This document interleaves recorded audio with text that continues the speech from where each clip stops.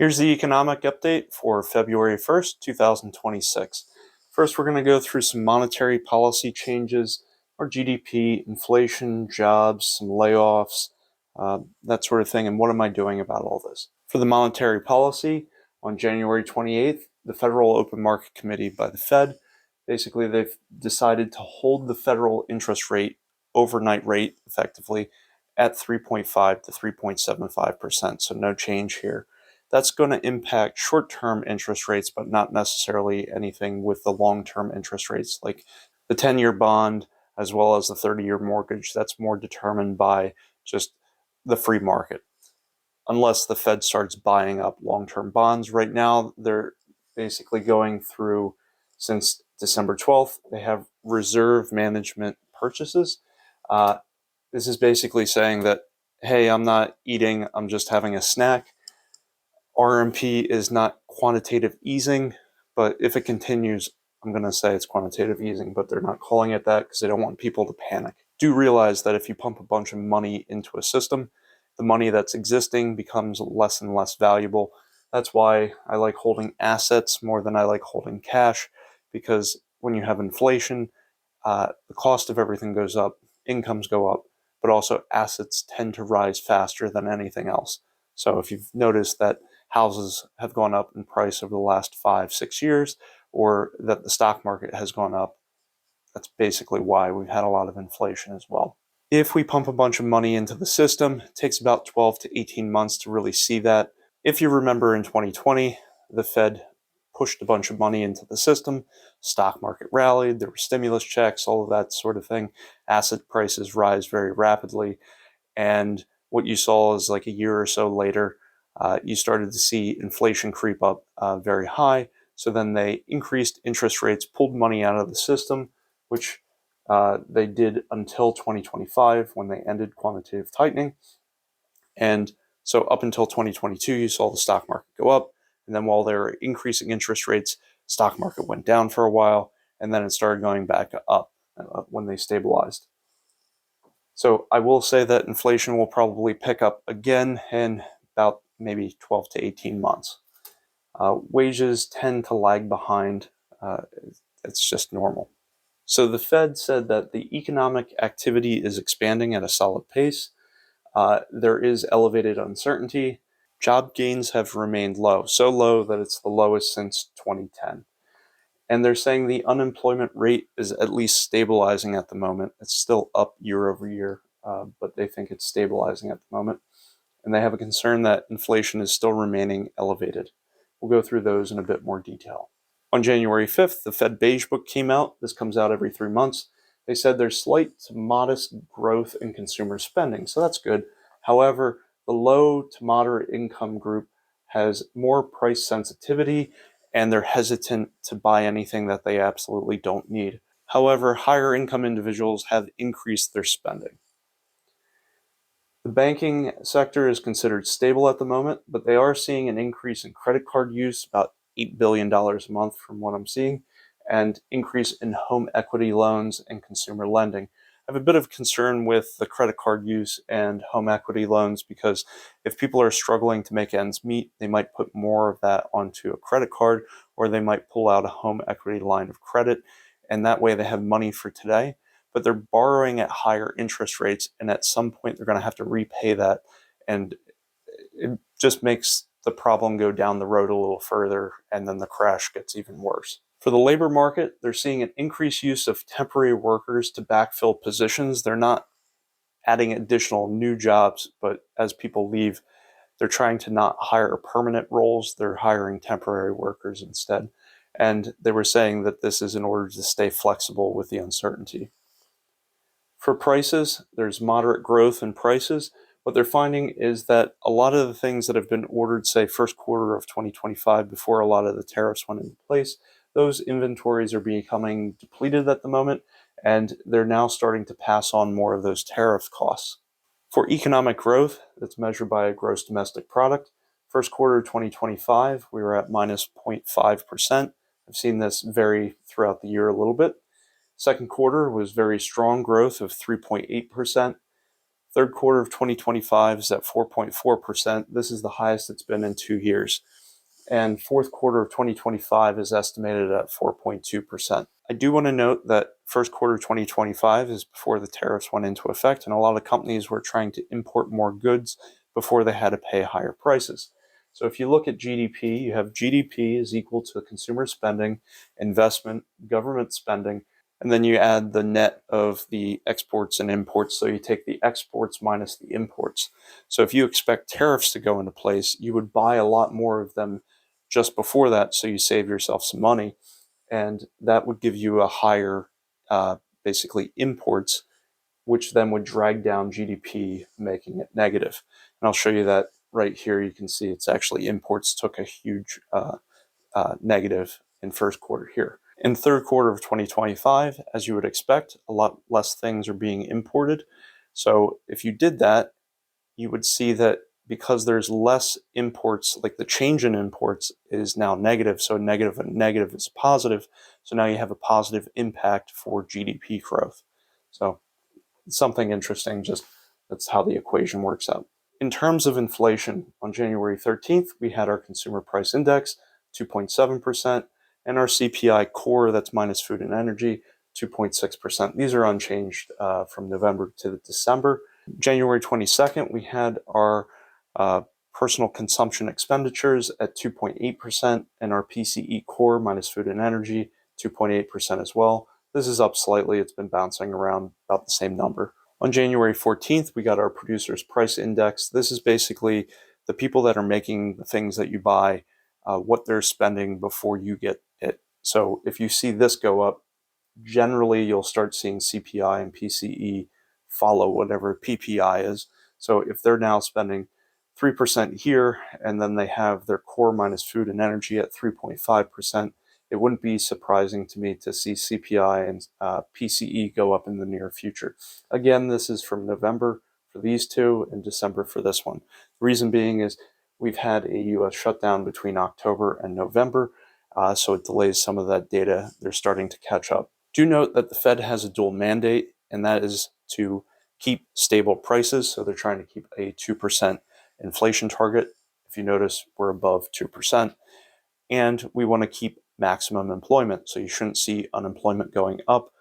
You shouldn't see increasing job claims and that sort of thing. Not really in the greatest spot at the moment.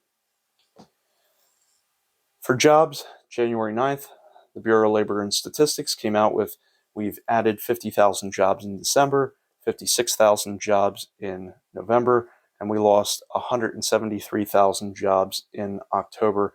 And these were revised down by 8,000 and 68,000 jobs from what they initially reported.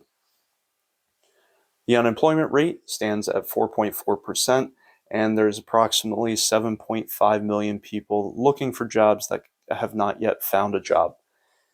Year over year, there's an additional 397 people without jobs, and the 27 plus week number comes out to 26%, or 1 in 4 people that go on unemployment are unemployed, and they've been there for more than 6 months. For year over year, we've gone up by 980,000 people that are working part-time due to economic reasons. They're looking for full-time, but they haven't been able to secure that position. Looking at an independent source of job numbers, on January 7th, ADP came out and said the U.S. added approximately 41,000 jobs in December, which is not that far off of the 50,000 jobs that the BLS says. So we are finding that these are constantly being revised down here and here. So if this was revised down by a couple of thousand, it would be even closer. On January 8th, there was a report that came out by the Challenger, Gray, and Christmas report. Basically, we've had the lowest hiring since 2010, and we had about 1.2 million layoffs in 2025. This is only less than 2001, 2002, 2003, which was the dot-com bubble burst, and then 2008, 2009, which was the Great Recession, and 2020, which was the pandemic. As of January 30th, there were layoffs announced at many U.S. companies. UPS is laying off an additional 30,000 employees. They just laid off 48,000 employees last year, which comes out to 78,000 people without a job. Amazon is laying off an additional 16,000 people. Last year, they've laid off 14,000. So that's now a total of 30,000 people that they've laid off in the past 2 years. Dow Chemical is laying off 4,500. Home Depot is laying off 800 people. Nike's laying off an additional 775 people. They've laid off people each year for the last 3 years. Meta is laying off an additional 1,500 employees. So there's a bunch more companies, but as you get the point, there's a significant number of layoffs in the first month so far. January 7th, we had our JOLTS report. We're finding that there are 7.1 million jobs that are open, but do note, you have 7.1 million jobs here, and you have 7.5 million people looking for a job that don't have a job. So you're around 1.1 people that are unemployed looking for a job for every open and available job. So even if every job was filled, you'd still have about 400,000 people without a job. Year over year, we're noting that there are 885,000 less jobs available today than were available a year ago. So with all of this information, what am I doing? Because it looks a little scary out there. If you've watched the videos before, it doesn't really change that much. And that's a good thing. You don't want to have to watch something and change what you're doing every single day. It doesn't turn out too well in the long run. You want to have at least 6 months of an emergency fund in high yield savings or CDs or something that is easy to access. If you do put it in CDs, put it in multiple CDs so you don't have to break them all at the same time and pay a penalty on it. And these should be FDIC so that they're insured to some degree. Why am I saying 6 months? Well, if you note, 1 out of 4 people that have lost their job have not found a new job in 6 months or more. So that's really where this is coming from. So if you're one of those people, trust me, you'll be thankful if you've saved enough money to get by. And look, I started off broke. I understand that's a lot of money to save up. So if somebody has $100, it's better than zero. 1,000 is better than 100. 10,000 is better than 1,000. But it's basically a safety blanket. If something happens, instead of having all-out panic and like losing a house or something like that, you can weather the storm and you can wait to find something that you enjoy doing at least. For any money that I need, say, in the next 5 years, I would still put that in high yield savings or CDs. What do I mean by money I need in the next 5 years? If I'm approaching retirement, I'm buying a house, I'm getting ready to buy a car, that money really does not belong in the stock market or things like that because there could be high volatility and it can lose value. For any money I don't need for at least 5 years, I'm dollar cost averaging every time I get paid 70-80% of the S&P 500, about 10 to 20% in the total international stock fund, and about 0 to 10% into bonds. I am picking up about 10% bonds at the moment. The reason I'm buying up bonds at the moment is we're at an inflection point. We're no longer quantitative tightening. We're not yet quantitative easing, but we have reserve management purchases to maintain liquidity. And that's just fancy language to say, hey, we're buying up 0 to 3 year bonds to make sure there's money in the system for the government. And if the Fed starts buying up, say, 10, 20-year bonds, that's going to drive down the interest rate paid on the bonds, but it's going to drive up the existing bond value. So if I hold the bond through that period of time and sell it on the open market, that's where I make money. I'm not planning to just hold the bond until its maturity. The next two, I have a very small percentage. This is not a main contributor. I have 0.1% in like the SPY put option for June of 2026.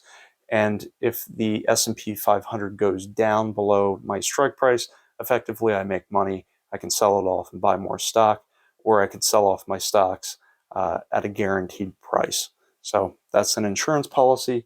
And then I have about 0.1% in TLT. This is 20-year bonds. So like I said, if we really start ramping up quantitative easing over the next year, this would go up in value, and that's for January of 2027. I also hold a lot of various metals. Here's aluminum, silver, copper, gold, that sort of thing, lead, brass, things like that.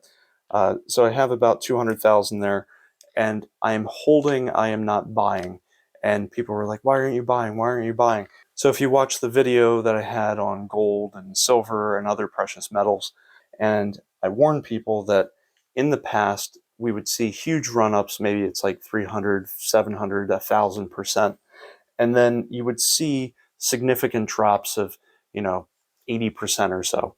And what we've seen in the past week is gold has dropped 10% from its high, and silver has now dropped 30%. So like I said, I'm holding, I'm not buying this at the moment. And the last time I sold this when it was about $40 an ounce back in about 2011, and then I would buy most of this stuff back up by the pounds when it was $15 to $20 an ounce, and then it's just recently hit $120 an ounce and then came back down to $85 an ounce roughly. So we're seeing a pullback of about 30%. I think a lot of people had fear of missing out.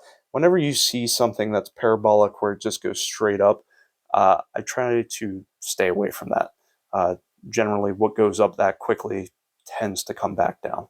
I want to thank you for watching. Please subscribe. I have a lot of content on the channel aimed to help you learn how to make more money, how to save money, especially on taxes, and it is tax season, as well as how to start businesses, become an entrepreneur, and how to invest. If any of that interests you, please subscribe. Thank you for joining. Have a great day.